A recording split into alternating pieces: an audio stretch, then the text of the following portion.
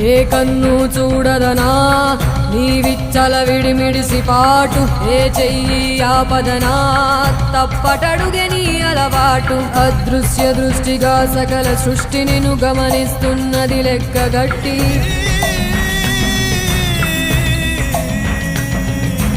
ఎంత బతుకు నీదెంత బతుకువో గుప్పెడు మెతుకుల కడుపు కొరకు ఎన్నాటలు వేటలు అవసరమా మనుజా మనుజా.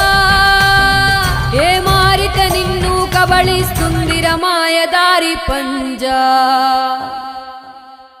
కోరికొని తెచ్చుకో మాకు కర్మ, దాన్ని విడిపించుకోలేదు జన్మ.